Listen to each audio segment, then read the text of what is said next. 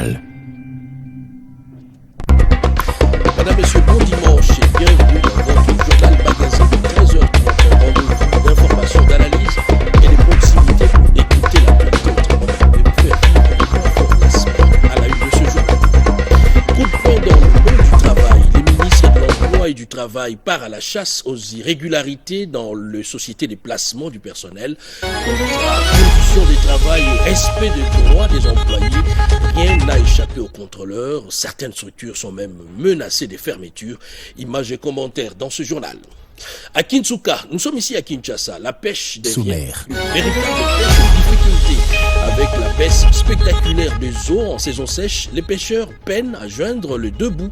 Filets moins généreux, conditions de travail plus rudes et quotidiens qui s'assombrissent. Quand l'eau se retire, les poissons se font rares, mais les problèmes, eux, restent bien présents. Nous irons sur place pour s'en convaincre. Et les grands formats de ce journal magazine s'interrogent sur la période après accouchement, qui visiblement transforme le post-partum en véritable rituel des remises en forme, chaleur, massage, alimentation et plantes médicinales au menu, entre tradition ancestrale et médecine moderne, qu'évaut réellement ces savoirs transmis de génération en génération. On en parle dans un instant dans ce journal.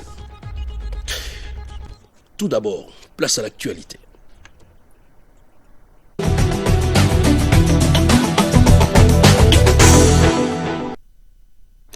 Libreville, sous les signes de l'amitié congolo-gabonaise, le président de la République Félix-Antoine Tshisekedi a été accueilli avec chaleur par son homologue Brice Clotaire Oligui Nguema pour une visite de travail consacrée au renforcement des liens entre Kinshasa et Libreville. Giscard Poussema et Eric Nembalemba pour ces reportages. Suivez. L'aéroport international Léomba de Libreville dans un décor de grand jour, c'est samedi 15 août 2026. Les drapeaux tricolores congolais et gabonais côte à côte, c'est le symbole le plus fort de l'amitié et de la fraternité entre la République démocratique du Congo et la République gabonaise. Le président Brice Clotaire Oligui Nguema est venu accueillir personnellement son hôte, le président Félix-Antoine Tshisekedi Tshilombo, en visite de travail et d'amitié au Gabon. Après l'exécution des hymnes nationaux et la revue des troupes, les deux chefs d'État ont échangé le premier mot d'amitié et de bienvenue au pavillon présidentiel.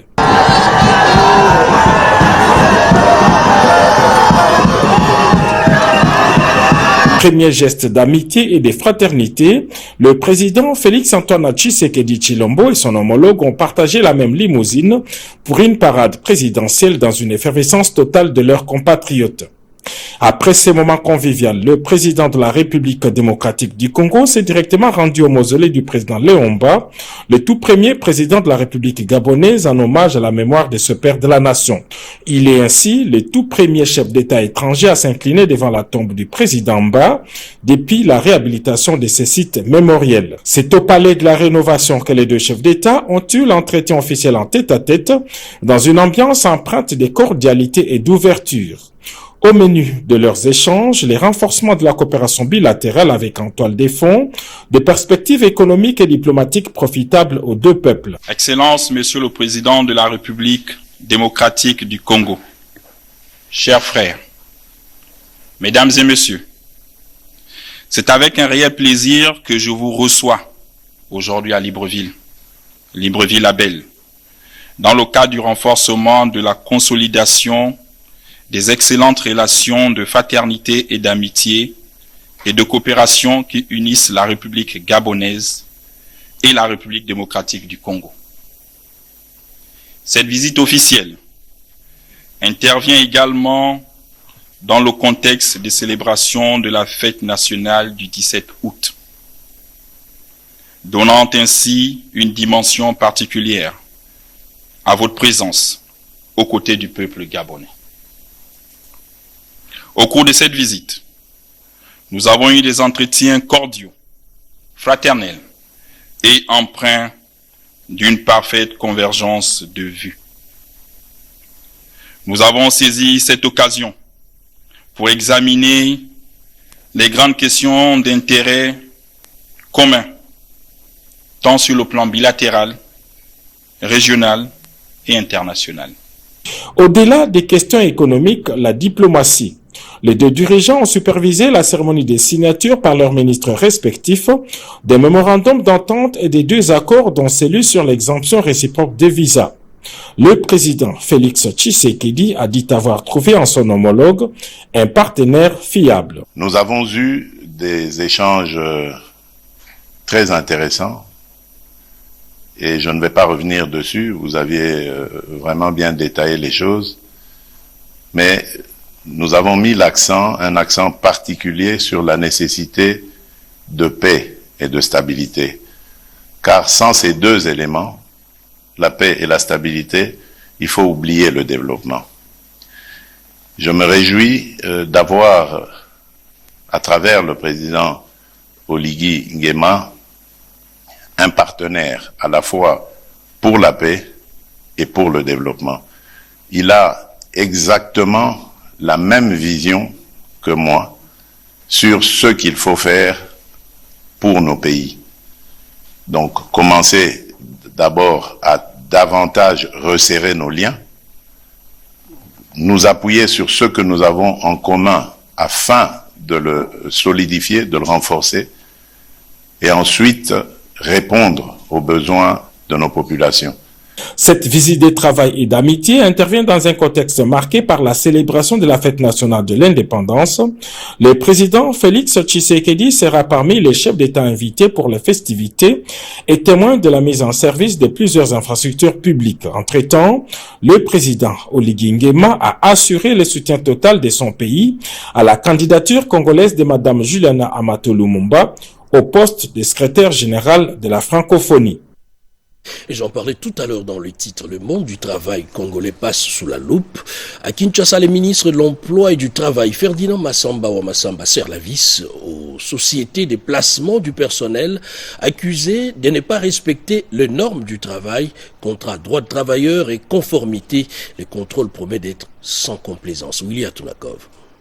Le ministre de l'Emploi et du Travail met en garde les sociétés de placement du personnel SPP, communément appelées les intermédiaires des entrepreneurs, suite au mauvais traitement subi par ses compatriotes congolais de la part de certains entrepreneurs indo-pakistanais qui les exploitent sans contrat de travail ni respect des normes en matière du travail en vigueur en RDC. C'était au cours d'une descente surprise effectuée jeudi 13 août 2026 dans les installations du supermarché Kin Marché, situé sur le boulevard du 30 juin, dans la commune de la Gombe, en diagonale de Sonas. Sur place, Ferdinand Massamba Ouamassamba, qui tient non seulement à la protection sociale des nationaux, mais aussi à garantir le bon climat des affaires aux entrepreneurs, s'est mis à l'écoute des doléances des travailleurs pour s'imprégner personnellement de leurs conditions de travail, conformément aux instructions reçues du président de la République, Félix Antoine Tshisekedi Tshilombo, et les orientations de la première ministre Judith Suminwa. Dans un seul magasin, j'ai trouvé qu'il n'y a que 7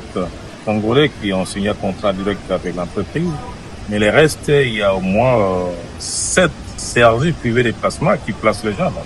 Je pense qu'on va arriver à mettre fin à cette histoire parce que quand l'entreprise principale donne des fonds pour payer le personnel, le fonds est minoré. J'ai demandé à l'équipe de l'inspection de travailler rigoureusement dans ce supermarché. Comme partout où il passe, Ferdinand Massamba Ouamassamba a adressé un message clair et précis aux employeurs comme aux intermédiaires de placement, à savoir le respect des droits des travailleurs et la promotion du travail décent, cheval de bataille du gouvernement Judith Suminwa. De nuit, au cœur de Djougou, pour allumer l'espoir, la présence du gouverneur militaire dans ces territoires d'Elituri, longtemps meurtris par des violences, redonne confiance aux populations sur place. L'association culturelle NT appelle au retour des déplacés, tandis que les forces de sécurité renforcent leur présence sur le terrain. C'est un reportage de Junior Selemani.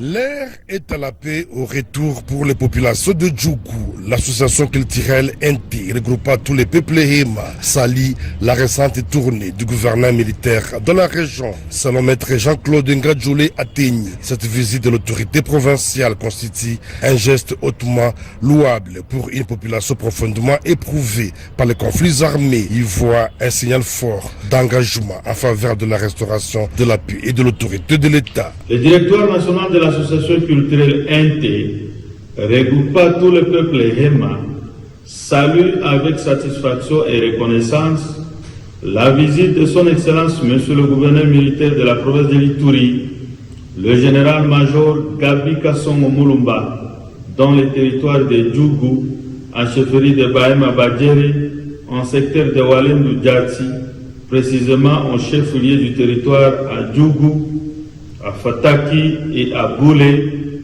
durant 3 jours. Aussi, le directoire national NT invite les habitants de Fataki, Djaïba et de Boulé à regagner leurs habitations, affirmant que la sécurité est désormais assurée par les FARDC, le force de l'UPDF et la MONUSCO. En cette occasion, le directoire national demande aux habitants de Fataki, Djaïba et Boulé de regagner leurs milliers d'habitations car leur sécurité sera bien assurée par les FARDC, les forces de UPDF ainsi que la MONUSCO selon la parole du vaillant gouverneur militaire. Signalons que le général-major Gabi Kassongo Mulumba est le premier gouverneur de l'Ituri à passer 2 nuits à Djougou. Et c'est malgré le contexte sécuritaire volatile marqué par la présence de groupes armés locaux.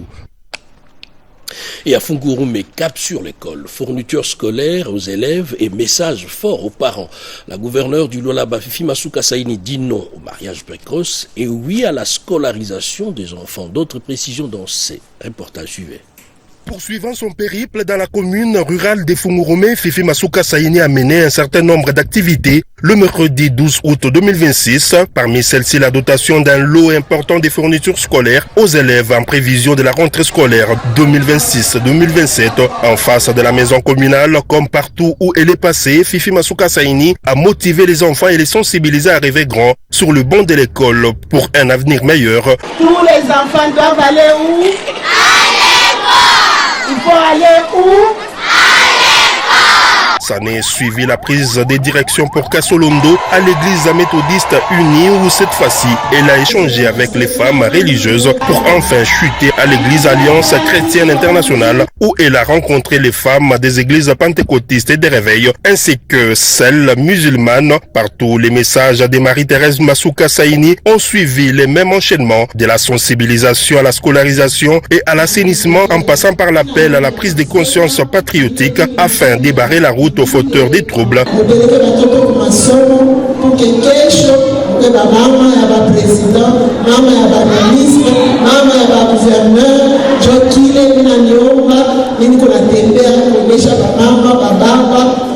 Ma confession religieuse yote tusindikize watoto bende wapi masomo. C'était aussi le moment pour elle d'inviter les femmes à soutenir l'élan de développement en cours dans cette municipalité pour préserver les acquis dans les infrastructures inaugurées.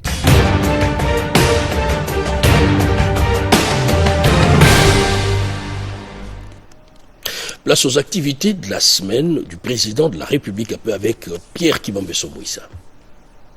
Outre l'avenue de la Libération, ex-avenue 24 novembre, une autre artère principale moderne va permettre de mettre fin aux embouteillages, de désengorger la circulation vers les quartiers des municipalités de Bandalungwa, Kintambo notamment. Il s'agit du nouveau boulevard moderne Dr Étienne Tshisekedi Wamulumba. Mardi 11 août 2026, le président de la République Félix Antoine Tshisekedi Tshilombo a procédé au lancement des grands travaux de construction du boulevard Dr Étienne Tshisekedi, long de 2020 mètres. Ce nouveau boulevard sera le prolongement du boulevard triomphal jusqu'à la place Bakayaou dans la commune de Bandalungwa en traversant le camp lieutenant-colonel Kokolo. Il s'agit de l'un des projets structurants conçus pour désengorger le centre-ville de Kinshasa et faciliter les déplacements entre plusieurs quartiers de la capitale. Le nouveau boulevard comprendra 8 voies de circulation, aller-retour, des trottoirs aménagés pour les piétons, un système moderne d'évacuation des eaux de pluie, un éclairage public renforcé, une signalisation routière complète ainsi que des espaces verts destinés à améliorer le cadre de vie urbain. Précision fournie par le gouverneur de la ville de Kinshasa, Daniel Bomba. Après l'avoir remporté face à l'AS Boutras de Lubumbashi au stade Tata Raphaël à Kinshasa, le dernier club Virunga de Goma a été sacré champion de la 60e édition de la prestigieuse Coupe du Congo de football. Conduit par le président du club Patrick Mounyomo, le staff et les joueurs du DC Virunga de Goma étaient les hôtes du président de la République Félix Antoine Tshisekedi Tshilombo qui les a reçus à la Cité de l'Union africaine. Le chef de l'État a félicité ces jeunes joueurs de leur performance sportive. Le président de la République a aussi réitéré son engagement de rétablissement de la paix durable à Goma et dans tout l'Est de la RDC qui a toujours constitué pour lui une priorité des priorités. Le DC Virunga entend ramener les trophées à Goma dès que les conditions sécuritaires permettront au club de regagner la ville montagneuse. Grâce à ces sacres, les DC Virunga de Goma décrochent une qualification historique pour la Coupe de la Confédération africaine, la CAF. Le club gomatracien entre dans la cour des grands en rejoignant le tout-puissant Mazembe, l'AFC, les Aigles du Congo et l'AS Maniema Union déjà qualifiés sur la scène continentale. Le cahier des charges de la jeunesse congolaise, un document élaboré à l'issue d'une vaste consultation nationale, a été remis officiellement le jeudi 13 août 2026 au président de la République Félix Antoine Tshisekedi Tshilombo par la ministre de la Jeunesse et l'éveil patriotique Grace Aimée Coutinho. Ces documents stratégiques est le fruit d'un processus inclusif ayant permis de recueillir les préoccupations et les aspirations de jeunes issus des différentes provinces du pays ainsi que de la diaspora congolaise. Par cette publication, la jeunesse exprime son soutien à des réformes qu'elle juge nécessaires ainsi qu'à l'élaboration d'une nouvelle constitution qui lui ressemble et répond à ses attentes. Le vendredi 14 août 2026, le chef de l'État, Félix Antoine Tshisekedi Tshilombo, a présidé à la Cité de l'Union africaine la 96e réunion ordinaire du Conseil des ministres. La communication du président de la République, la situation générale du pays, accent mis sur le contexte sécuritaire, humanitaire et sanitaire dans l'Est de la RDC, figurait parmi plusieurs autres dossiers inscrits à l'ordre du jour.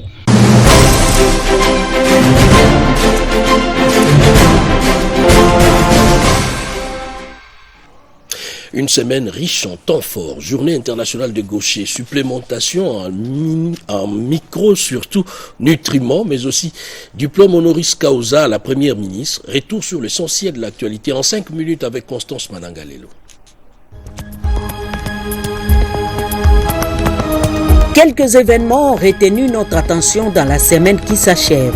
En premier lieu, cette distinction de la première ministre Judith Soumina Tuluka, décernée en reconnaissance de son parcours et son action à la tête du gouvernement. Elle a donc reçu un diplôme de docteur honoris causa en relations internationales de l'université de Kinshasa. De plus en plus, les espaces de formation et les différents dispositifs dédiés à l'apprentissage des jeunes sont découverts. C'est le cas de l'école technique Tegra ONG. Nous sommes dans les Haut-Katanga. C'est là après la visite de terrain du ministre provincial de l'éducation Max Pandé, avant l'arrivée du ministre d'État de la formation professionnelle Marc Ekila. Une autre visite dans la semaine, l'inspection des travaux de construction du barrage électrique de Katende. Nous sommes au Kasaï central. Les travaux avancent à une vitesse supérieure avec l'arrivée d'un lot important de matériel. Les ingénieurs rassurent que le délai des travaux pour l'électrification sera respecté. Infrastructure toujours. En Tanzanie, les experts se sont retrouvés pour réfléchir sur comment accélérer les financements des infrastructures en Afrique et réduire la dépendance extérieure. Infrafor Africa Forum s'y est penché. une campagne permanente de solidarité nationale destinée à renforcer l'entraide entre Congolais et à soutenir les populations les plus vulnérables. L'annonce a été faite au cours d'un briefing presse co-animé par la ministre d'État des Affaires sociales, Eve Bazaïba, et celui de la communication et médias, Patrick Mouyaya Katembwe. En Côte d'Ivoire, la RDC a partagé son expérience en matière d'inclusion et d'autonomisation des personnes vivant avec handicap. La ministre déléguée, Maître Irène Essambo-Diatta, était l'invitée d'honneur de la 12e édition de la Journée nationale du paralytique. Dans la semaine également, les journalistes ont été informés sur la nécessité et l'importance pour les femmes enceintes et allaitantes de prendre les comprimés pour la supplémentation en micronutriments multiples, MMS. En dernier lieu, une journée dédiée aux gauchers. Ils ne représentent que 10% de la population. Parfois, ils doivent adapter leurs gestes et leurs outils, mais ceux qui ont refusé d'échanger des mains ou des pieds en droitier ont du talent.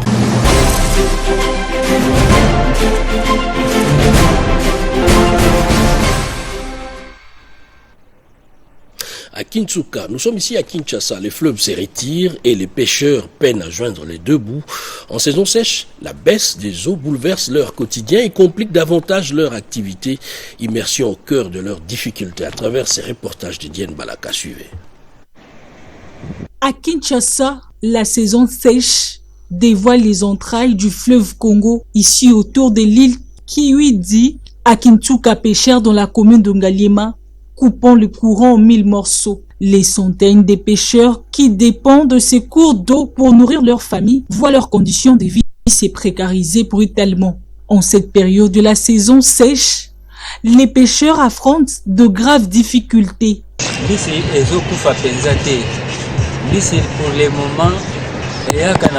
Nous pêchons bien au mois de septembre, pendant la saison de pluie.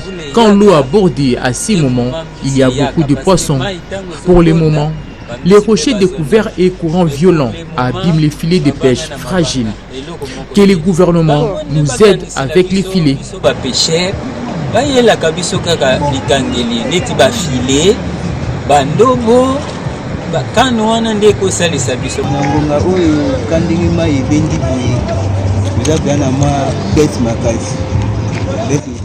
En cette période, il y a baisse des prises des poissons. Les poissons qui fuient vers les grands rapides, que le gouvernement nous appuie avec les outils adaptés pour aller loin. Et notre souci est que nos camarades pêcheurs utilisent des produits toxiques qui détruisent la faune halieutique et cela nous plonge dans la rareté des poissons. Contrairement aux années antérieures, la saison sèche était certes synonyme d'étiage, mais la ressource halieutique demeurait abondante et résistante. Avec la pression démographique, l'urbanisation anarchique, le déchet plastique et les changements climatiques sont là à la base de la disparition de plusieurs espèces de poissons. Il y a quelques années, j'ai pêché des gros poissons, même pendant la saison sèche, à cause de la pollution du déchet ménagère. Tous les poissons ont disparu. Le gouvernement doit nous aider à l'assainissement du fleuve. Les changements climatiques bouleversent aussi la pêche. Sur les rives de Kinshasa, la baisse des eaux crée une véritable flambée des prix qui pèsent lourdement sur les paniers de la ménagère. Pour le moment, il n'y a pas de poissons, on n'a pas de marchandises. Nous gaspillons l'argent de transport sans rien trouver. Je ne sais pas comment scolariser les enfants. Les habitants de Kinshasa pêcheurs qui s'approvisionnent en poissons frais de l'île Ngwidi est devenu un luxe. Il faut réglementer les saisons de pêche pour permettre la reproduction des poissons et pérenniser la ressource halieutique. Et voilà, le bébé est né, maman, elle, passe en mode période après accouchement, massage, chaleur, plantes et petits plats. Un véritable spa traditionnel s'organise autour pour récupérer après l'accouchement. Mais entre héritage ancestral et médecine moderne, qu'évaut vraiment ces rituels? C'est le grand format de ce journal magazine de 13h30 avec Diane Balaka et Diego Mampangala. Suivez. 9 mois de grossesse. 9 mois de profonde transformation physique et émotionnelle de la mère porteuse. Le postpartum. Une période où beaucoup de mères accordent beaucoup d'importance pour se reconstruire physiquement. Période appelée Wale, où l'eau chaude à base des plantes joue un rôle important pour certaines femmes en RDC. Moi-même, j'en étais bénéficiaire, surtout la première maternité, parce que après l'accouchement, tu sens des courbatures par-ci par-là, mais avec le bain chaud, pendant tout un mois, en tout cas, je m'étais sentie soulagée. Le Wale, un ensemble de pratiques transmises de mère en fille qui associe chaleur, massage et alimentation. Selon Béni Elumba, CEO de Maman Wale, le massage est très important pendant le Wale car il procure une sensation de détente, soulage certaines douleurs musculaires et favorise le bien-être de la mère. Le Wale, lorsqu'il est réalisé dans de bonnes conditions d'hygiène, il peut contribuer au repos, au bien-être et au soutien émotionnel de la mère. On distingue généralement le postpartum immédiat, le premier 24 heures, le postpartum précoce, jusqu'environ 6 semaines, et le postpartum tardif, qui peut durer plusieurs mois. Sur les étals des marchés, les plantes traditionnelles utilisées pour les Wale continuent d'attirer de nombreuses clientes. Feuilles, écorces et racines sont proposées pour accompagner cette période de récupération. Héritées des savoirs ancestraux, ces préparations demeurent très présentes dans les habitudes de nombreuses familles. Une femme accouchée doit utiliser ces produits et en consommer certains afin de favoriser sa récupération et de préserver sa bonne santé. Pour les professionnels de santé, le postpartum nécessite avant tout une surveillance afin de prévenir les complications, explique une sage-femme. Après l'accouchement, il faut seulement bien manger ce que nous mangeons d'habitude. Ce n'est pas permis de se laver avec de l'eau très chaude comme on faisait dans les temps où on frappe sur le bas-ventre. Non. La gynécologue obstétricienne rappelle que la période postpartum est essentielle pour permettre à l'organisme de la femme de retrouver progressivement son équilibre après l'accouchement. Le serrage qu'on peut conseiller, c'est le serrage des hanches. Parce que pendant la grossesse, il y a un relâchement des ligaments qui relient les os du bassin et qui font que les femmes peuvent avoir mal quand elles changent de position, quand elles marchent à cause du relâchement de ces ligaments des os du bassin. Et le fait de resserrer après l'accouchement avec un pagne ou des élastiques, ça peut apporter un certain confort. Le serrage qui est déconseillé, c'est celui du ventre. Parce que quand vous serrez trop fort, ça va exercer une pression sur l'utérus. L'utérus va descendre en bas. Ce relâchement va entraîner ce qu'on appelle une descente de l'utérus avec protrusion du col en dehors du vagin ou une incontinence. Le serrage qui est déconseillé, c'est celui du ventre. Parce que quand vous serrez trop fort, tenir les urines. Entre tradition et médecine moderne, un même objectif, c'est de dessiner, préserver la santé de la mère. Le Wale demeure un héritage culturel précieux pour de nombreuses familles congolaises.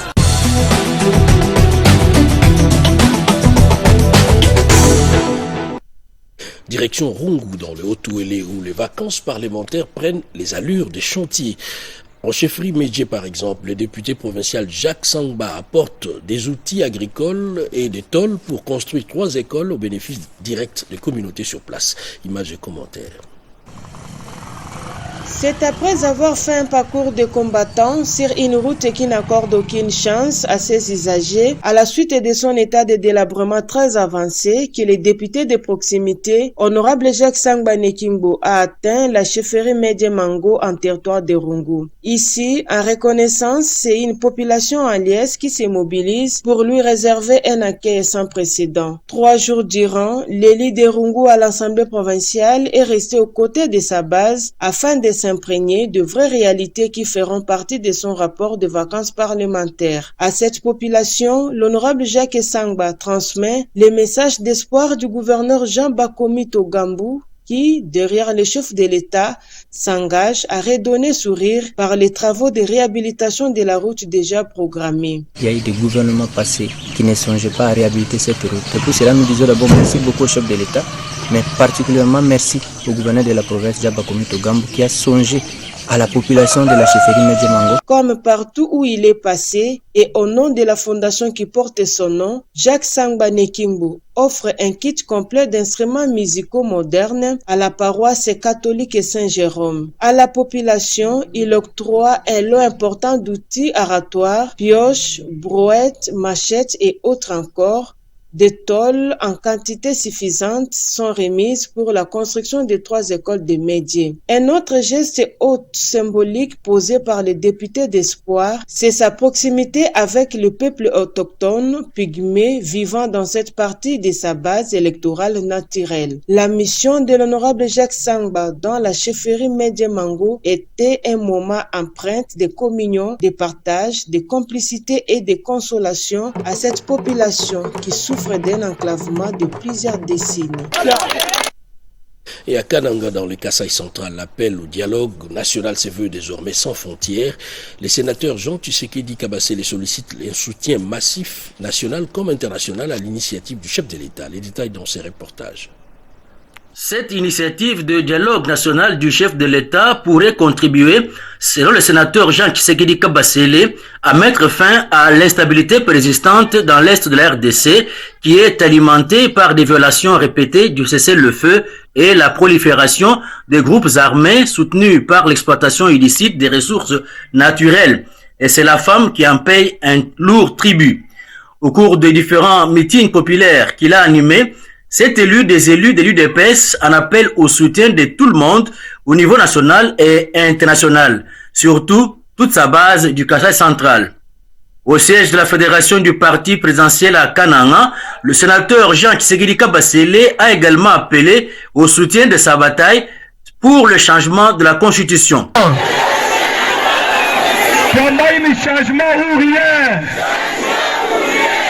Pour y arriver, il a prôné l'unité entre combattantes et combattants derrière la hiérarchie du parti.